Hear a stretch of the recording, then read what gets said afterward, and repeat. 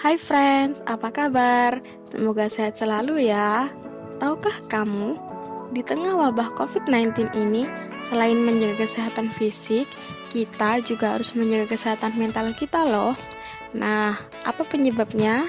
Kita tahu bahwa sejak tahun 2019 lalu, dunia telah digemparkan dengan mewabahnya virus corona jenis baru yang berasal dari Wuhan, Cina. Meskipun kita tidak pernah menyangka bahwa virus ini akan menyebar hingga ke berbagai penjuru dunia. Namun pada awal Maret 2020, virus corona telah menyebar hingga ke negara Indonesia. Disadari atau tidak, wabah virus corona ini telah memberikan dampak nyata bagi kehidupan kita, baik dalam bidang ekonomi, sosial, bahkan bidang pendidikan. Aktivitas kita menjadi terganggu. Beberapa orang harus kehilangan pekerjaannya. Proses belajar mengajar menjadi sangat terbatas. Bahkan, tak banyak dari orang-orang di sekitar kita harus kehilangan keluarganya karena menjadi korban dari virus ini. Jumlah kasus pun semakin meningkat tiap harinya, dan masih banyak lagi kesengsaraan yang harus kita rasakan di tengah pandemi ini.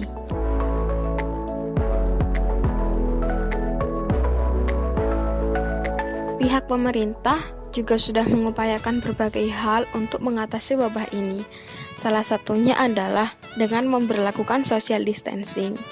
Pembatasan sosial berskala besar juga sudah diterapkan di berbagai daerah di Indonesia. Tenaga medis pun tidak pernah lelah untuk tetap berjuang melawan COVID-19.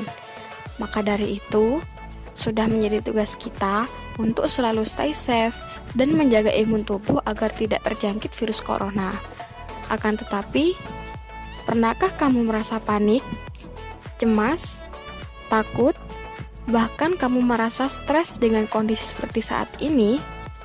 Tentunya, kita semua merasakan hal tersebut. Memanglah wajar jika tubuh kita memberikan respon fisik seperti rasa takut, sedih, cemas, bahkan stres. Hal tersebut sangatlah lumrah. Eits, tunggu dulu.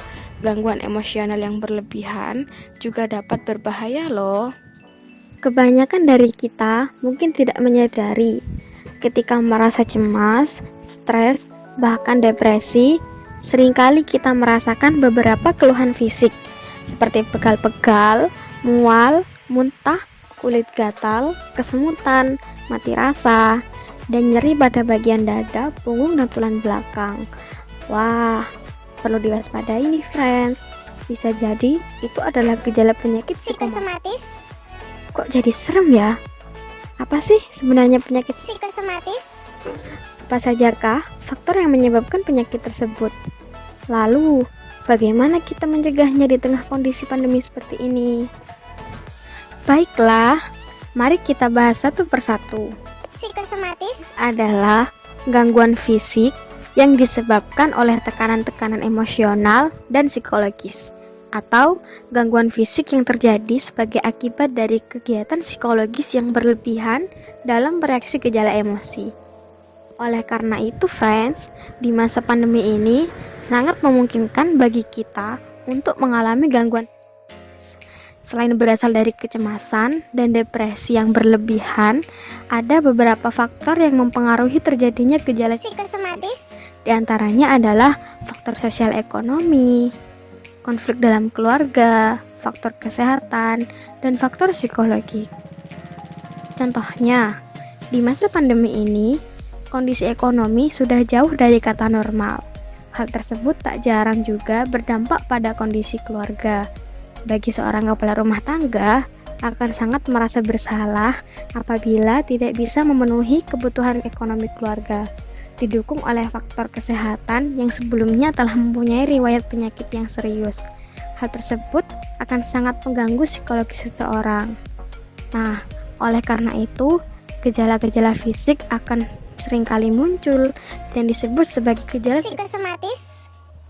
Tentunya, kita akan memikirkan bagaimana solusi untuk mencegah gangguan psikomatis di tengah pandemi COVID-19 ini. Jangan khawatir, kita bisa mencegahnya dengan beberapa cara berikut. Yang pertama, bergerak. Berolahraga minimal 3 kali dalam seminggu dapat meningkatkan imunitas tubuh.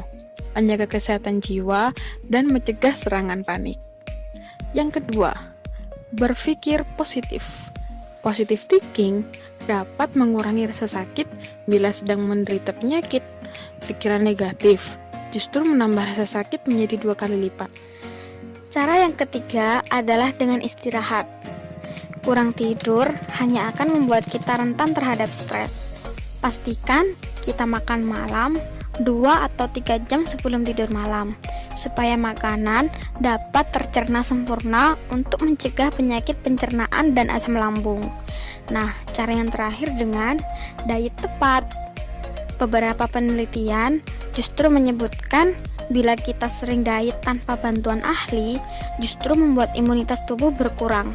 Hal ini beresiko menimbulkan penyakit kejiwaan seperti skizofrenia, depresi, cemas, dan serangan panik. Nah, sekarang kita sudah paham kan apa itu psikomatis dan bagaimana gejala serta faktor penyebabnya. Oleh karena itu, lakukanlah beberapa tips yang telah disebutkan untuk mencegah terjadinya gangguan psikomatis.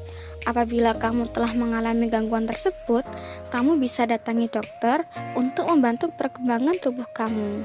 Dari penjelasan sebelumnya, kita tahu bahwa kesehatan mental kita juga penting, seperti halnya kesehatan fisik kita, sehingga kita dapat memastikan untuk bersama-sama menghadapi pandemi ini dengan kondisi fisik dan mental yang sehat. Semoga video ini mengedukasi kita semua ya. Bye-bye.